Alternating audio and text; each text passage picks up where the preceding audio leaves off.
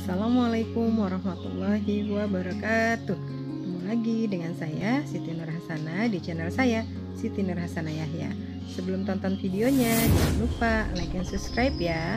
Selamat menyaksikan, semoga video ini bermanfaat. Terima kasih. Wassalamualaikum warahmatullahi wabarakatuh. Bismillahirrahmanirrahim. Assalamualaikum warahmatullahi wabarakatuh. Nah, sekarang kita cek bagaimana sumber penerimaan dalam ekonomi Islam. Artinya dalam pembiayaan untuk membiayai sektor publik itu di ekonomi Islam atau di Islam, sumber utama kita ini dari zakat, gitu. Dari zakat. Kenapa? Karena memang kita punya kewajiban, setiap umat muslim punya kewajiban untuk membayar zakat. Ya, kalau zakat ini kita maksimalkan potensinya, sekarang dari potensi zakat, potensinya sih 230 triliun yang sudah terrealisasi, terserap, pokoknya sekitar 3,5% lah. 3,5% ya. Itu pun 1%-nya diwakili Jakarta. Oke. Nah kan kita adalah umat muslim terbesar di dunia gitu ya. Jadi sayang sekali kita tidak memanfaatkan potensi zakat ini gitu. Lembaga-lembaga ambil zakat juga banyak sekali. Terus lembaga-lembaga pengelola pengumpul zakat itu sekarang sudah banyak. Tetapi yang kurangnya mungkin kalau saya pribadi gitu ya, yang kurangnya adalah sosialisasi kepada masyarakat awam, walaupun mereka Islam gitu, tetapi mereka kurang aware bahwa kewajiban pajak itu tidak hanya kewajiban zakat itu tidak hanya zakat fitrah gitu. Jadi yang mereka aware itu zakat itu hanya setahun sekali, yaitu zakat fitrah. Padahal kan banyak sekali kewajiban zakat, apalagi ada zakat penghasilan gitu ya, yang memang sebagian besar tidak diketahui. Tidak usah jauh-jauh lah, misalkan saya ke orang tua saya. Dulu waktu semester 1 kuliah S1, saya jadi pengumpul zakat di lembaga Dompet Duafa. Saya jaga di mall Depok kalau nggak salah, di mana, di mall Depok ya, namanya apa lupa saya. Pokoknya di Depok itu di bulan puasa selama Ramadan 30 hari full gitu. Jadi saya ngasih brosur yang isinya perhitungan zakat, cuma cuma-cuma aja mereka pada nolak. Ya Allah, gue ngasih ini nih buku saku gitu ya. Cuma ngasih ke pengunjung di mall-mall itu mereka nggak ini gitu. Terus hanya saya ditempatkan di McD Mall untuk menjaga zakat. Jadi yang benar-benar tahu tuh orang-orang yang memang tingkat pendidikannya itu di atas gitu. Artinya yang tingkat pendidikannya mungkin levelnya mereka para pekerja atau pendidikannya S1 gitu. Jadi kalau kayak orang-orang masyarakat biasa menengah ke bawah itu mereka tidak paham untuk membayar zakat penghasilan atau zakat hartanya atau zakat emas dan lain sebagainya. Mereka tuh nggak paham untuk itu. Yang mereka hanya paham itu adalah membayar zakat fitrah gitu. Padahal kan itu sebagian dari kewajiban mereka kalau mereka paham. Nah, saya pernah berdiskusi sama orang tua. Ya kan itu ada zakat, misalkan waktu itu sama orang tua ada zakat penghasilan.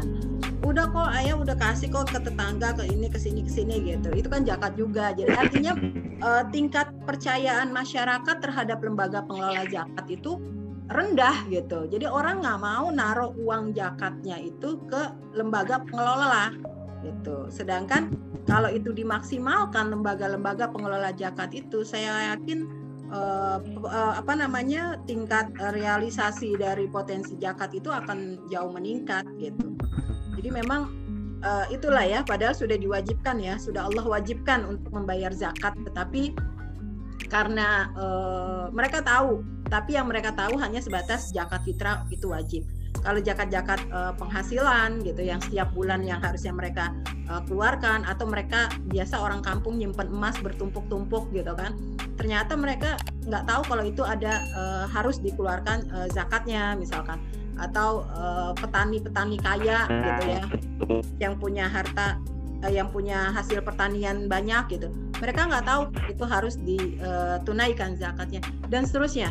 Nah itu yang memang menurut saya kurang sosialisasinya. Jadi mungkin kalau teman-teman mau angkat boleh itu sebagai kajian yang menarik untuk bisa diteliti lebih lanjut, karena nanti hasilnya bisa dipublish dan mungkin bisa bermanfaat juga ketika kita bisa memberikan impact itu terhadap lembaga-lembaga pengelola zakat.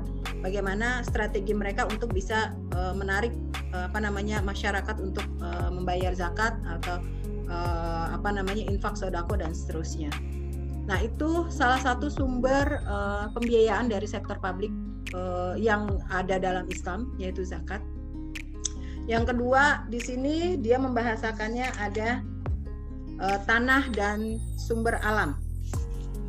Nah, tanah dan sumber alam di sini di halaman 30, banyak di antara negara muslim masih bersifat agraris ya, kayak kita negara Indonesia itu kan kaya akan sumber alam ya, lautan kita luas, kita juga punya daratan yang juga tidak kalah luas gitu ya, tanah kita juga banyak.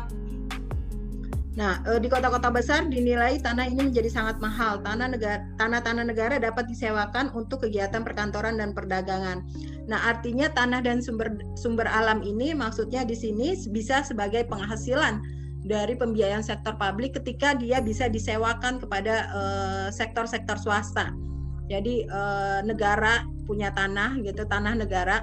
Ketika itu belum dibangun untuk kebutuhan negara, bisa disewakan dulu untuk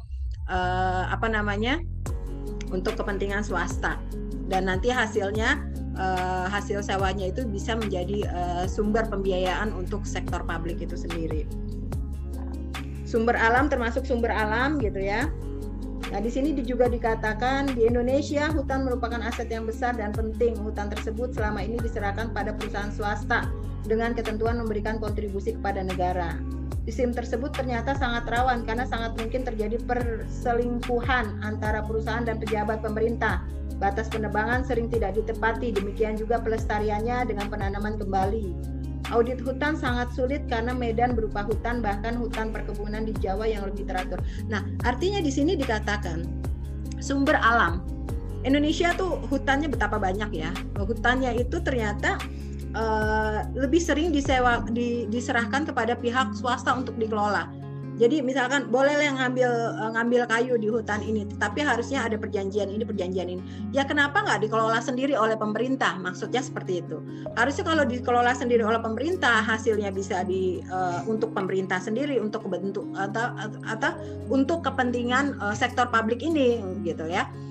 Kalau dikelola sendiri maka akan jauh lebih menguntungkan, dan karena kita punya, karena biasanya kalau orang punya itu kan merasa memiliki.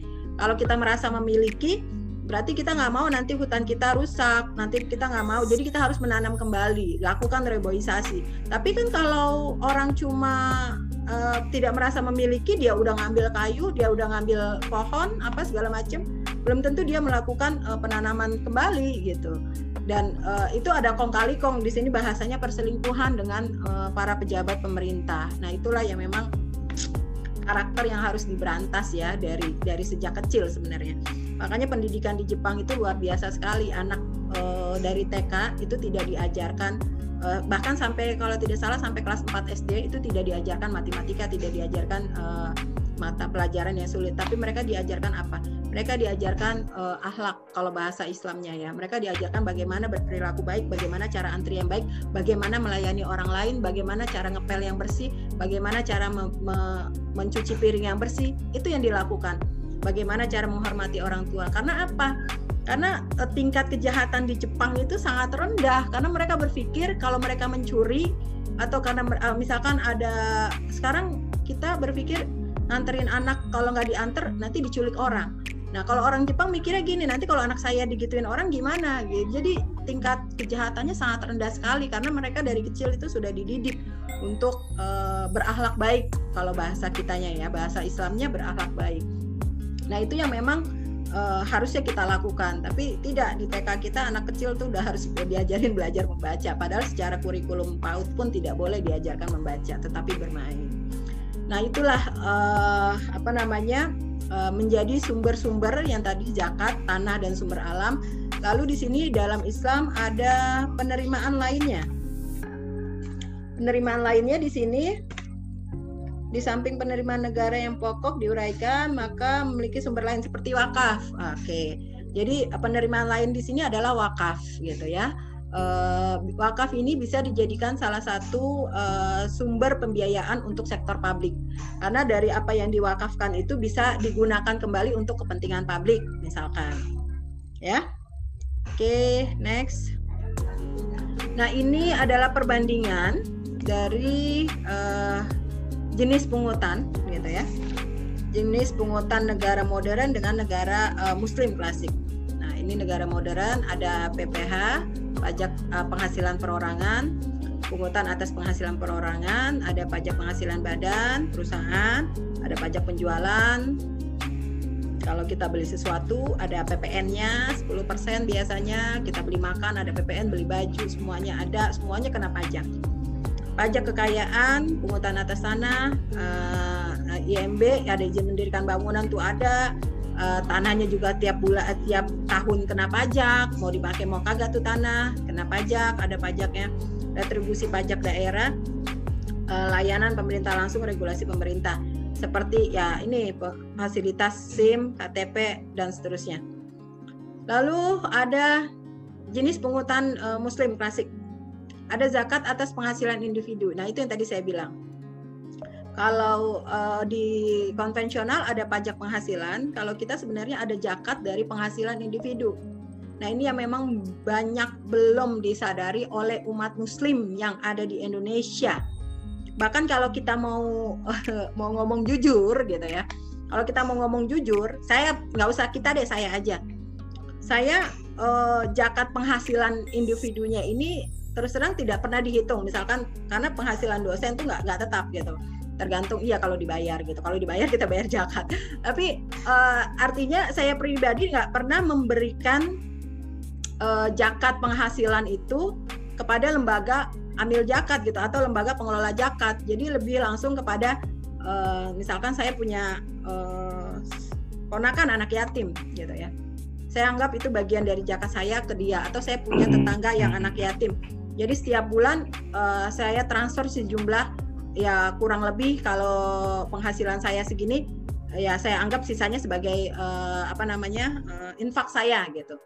Jadi langsung aja seperti itu, tidak dipotong dari penghasilan. Sebenarnya memang entah sudah berlaku apa tidak ya. Kalau tidak salah zakat sebagai faktor pengurang pajak. Jadi kita bisa mengeluarkan di situ misalkan pajaknya 1 juta gitu. Jadi buat pengurang penghasilan kita supaya nanti pajak kita yang kita bayarkan jauh lebih kecil gitu kan. Logikanya seperti itu. Thank you for watching. Saksikan untuk video kelanjutannya ya. Jangan lupa terus dukung channel ini dengan cara klik tombol like, comment, subscribe, and share the video ya. Terima kasih. Wassalamualaikum warahmatullahi wabarakatuh.